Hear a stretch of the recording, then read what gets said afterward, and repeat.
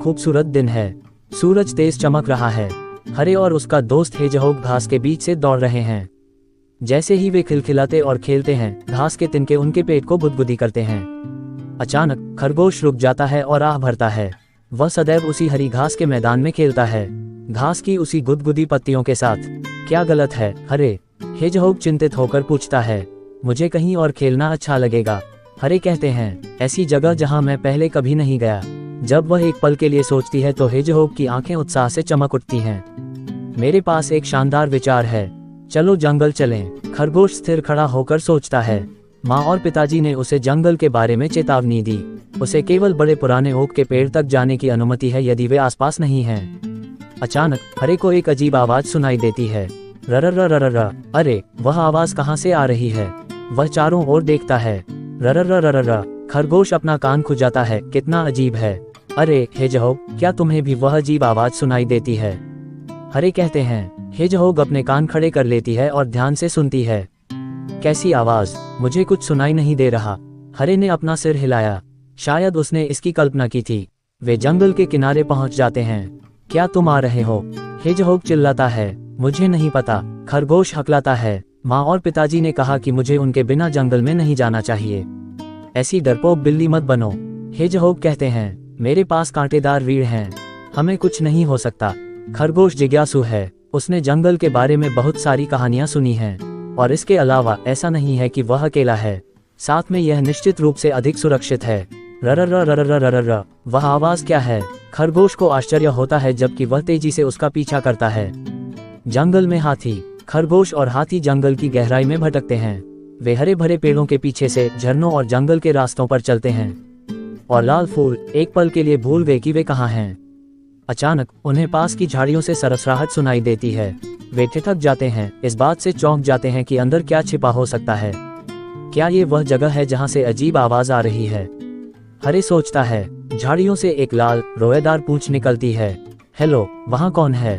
Hedgehog पूछता है। मैं एक खरगोश हूँ, जानवर उत्तर देता है। दो रोएदार लाल कान झाड़ियों से बाहर झांक रहे हैं। वे बिल्कुल भी हरे कान नहीं हैं।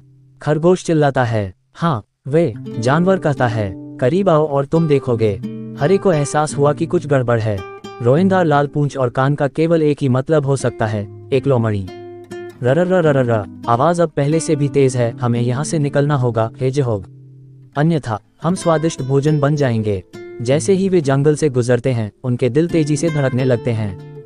दोस्त जंगल में एक खुली जगह पर पहुंचते हैं। हम कहाँ हैं? हरे चिंतित महसूस करता है। मुझे यकीन नहीं है, हेजहोग अपना सिर खुजलाते हुए जवाब देती है। लेकिन मुझे पता है कि हम हेयरफील्ड से बहुत दूर हैं। खरगोश उछल पड़ता है। आपको लगता है कि सुना, लेकिन हेजहोग अभी भी कुछ नहीं सुन पा रहा है।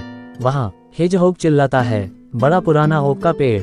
ओक का पेड़ जंगल के ऊपर ऊंचा है।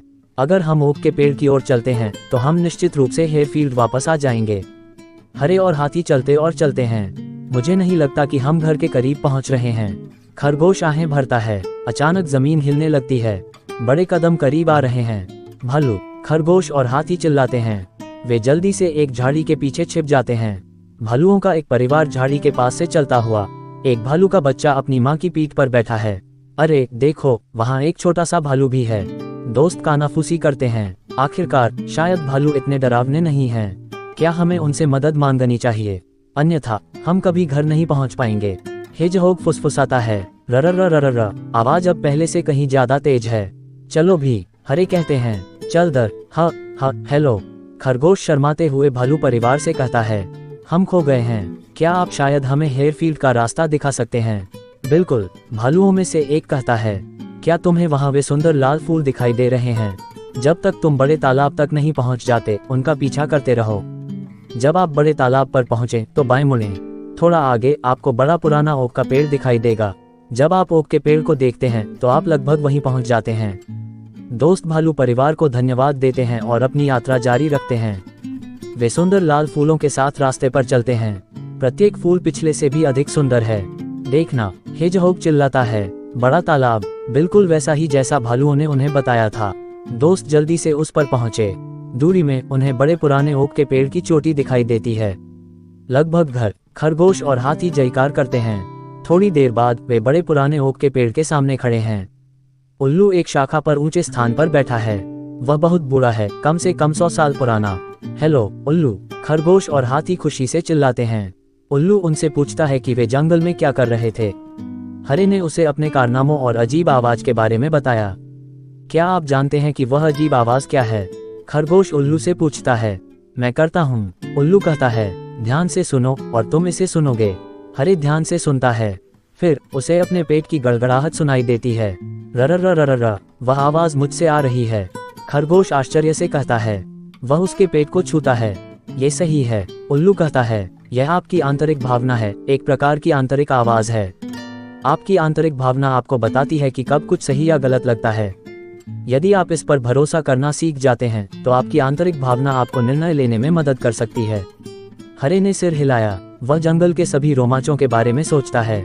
उसकी अंतरात्मा की भावना ने भी आज उसकी मदद करने की कोशिश की है। अब से मैं हमेशा अपने पेट की गड़गड़ाहट को सुनूंगा, हरे सोचता है। हरे और हाथी बड़े पुराने ओक के पेड़ के पास एक हरी पहाड़ी पर बैठे हैं। जब वे हेयरफील्ड पर सूर्यास्त को देख रहे होते हैं तो ये शांत होता है। अचानक हेजहोग का पेट जोर से गुर्राता है। क्या यह मेरी आंत की भावना है? हेजहोग पूछता है। खरगोश हंसता है। नहीं, क्योंकि मैं भी इसे सुनता हूँ। मुझे लगता है आप सिर्फ भूखे हैं, तुमने पूरे दिन कुछ नहीं खाया। और इस प्रकार हरे और हेजहोग का साहसिक कार्य समाप्त होता है। गड़गड़ाता पेट और ज्ञान जो वे कर सकते हैं। उनके अगले साहसिक कार्य के दौरान उनकी आंतरिक भावना पर भरोसा रखें।